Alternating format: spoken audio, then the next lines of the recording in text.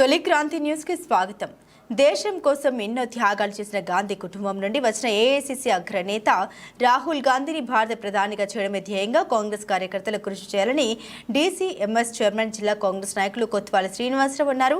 శనివారం పాల్వంచలోని మంత్రి పొంగురెడ్డి క్యాంపు కార్యాలయంలో పాత పాల్వంచలోని 77, 78, 79, 80 పోలింగ్ బూత్ల కాంగ్రెస్ కార్యకర్తల సమావేశం ఏర్పాటు చేశారు.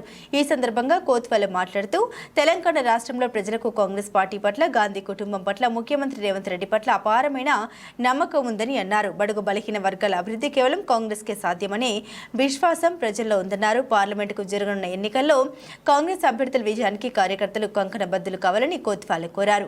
ఈ కార్యక్రమంలో మాజీ జెడ్పీటీసీ ఎర్రంశెట్టి ముత్తయ్య, కొండం వెంకన్న, పాత పాల్వంచ ముస్లిం మైనార్టీ నాయకులు SK Khajamiya, SK Ghouse, SK Rehman, SK Karim, Congress నాయకులు వజ్జుల రాము, గడదేశ్ ప్రభాకర్, లోగాని సురేష్, లోగాని రామకృష్ణ, లోగాని వేణు, వివిచారి, సోములపల్లి శ్రీదేవి, కొండపల్లి తిరుపతమ్మ, మసనం శరత్, వెంకట్, దుర్గారావు, ప్రభాకర్, తేజ తదితరులు పాల్గొన్నారు.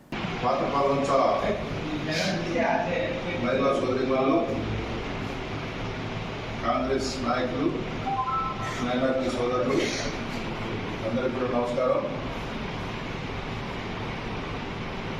మనకు దేశ ప్రధాని నిర్దేశించే ఎన్నికలు మే 13వ తారీఖు జరగబోతున్నాయి. అందులో భాగంగా మన ఖమ్మం పార్లమెంట్లో కాంగ్రెస్ అభ్యర్థి త్వరలో ప్రకటించనున్నారు. కాంగ్రెస్ అభ్యర్థి ఎవరైనా ఈ ఎన్నికల్లో గెలిపించాల్సిన బాధ్యత కాంగ్రెస్ కార్యకర్తలందరి మీద ఉంది. అలాగే ప్రస్తుత పరిస్థితుల్లో ప్రతి పౌరుని కూడా మతతత్వ పార్టీలని పారద్రోలే అవసరం ఎంతైనా ఉంది. ఏదైతే బీజేపీ ప్రభుత్వం మతాలను రెచ్చగొడుతుందో ఆ బీజేపీ ప్రభుత్వం ఏర్పడకుండా దానికి ధీటైన పార్టీ కాంగ్రెస్ పార్టీ కాబట్టి కాంగ్రెస్ పార్టీని, అలాగే కాంగ్రెస్ పార్టీ ప్రధానిగా రాహుల్ గాంధీ గారిని అయ్యేలా ప్రతి భారతీయ పౌరులు, కాంగ్రెస్ మద్దతుదారులు, కాంగ్రెస్ కార్యకర్తలందరూ కూడా సైనికుల్లోగా పనిచేయాల్సిన అవసరం ఎంతైనా ఉంది.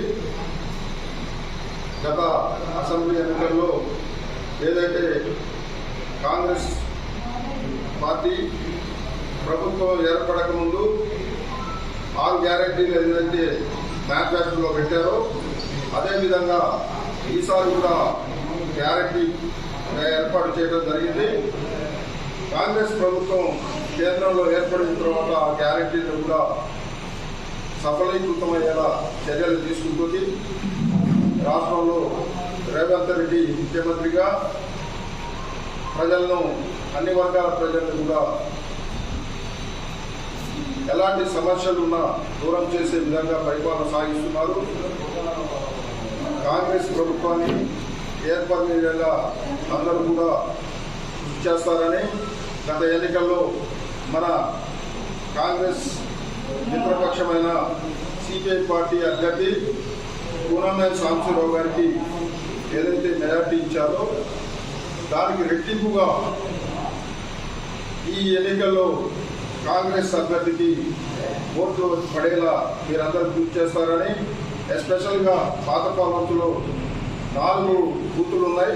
4 బూతులు కలిపి సుమారుగా 5,000 ఓట్లు ఉన్నాయి. 5,000 ఓట్లలో ఒకవేళ 4,000 వరకు ఊలైతే సుమారుగా 3,500 కాంగ్రెస్ అభ్యర్థికి మెజార్టీ వచ్చేలా మనం అందరం పనిచేస్తే చాలా బాగుంటుంది. మనందరం కూడా ఇక్కడ ఉన్నోళ్ళు ప్రతి ఒక్కరు కూడా ఒక 20-30 మందికి సమాధానం చెప్పే మెయిన్ క్యాడర్ ఇక్కడ ఉంది. మీరందరూ కలుసుకుంటే ఏదైనా చేయగలరని, మీరు చేస్తారని ఆశిస్తూ కాంగ్రెస్ అభ్యర్థి గెలుపుకు మీరందరూ కూడా కృషి చేస్తారని కోరుకుంటూ సెలవు తీసుకుంటున్నా. త్వరలోనే ఈ 2-3 రోజుల్లో నామినేషన్ డేట్ కూడా ఉంటుంది. ఆ నామినేషన్కి మనం కూడా ఖమ్మం వెళ్లాల్సి ఉంటుంది.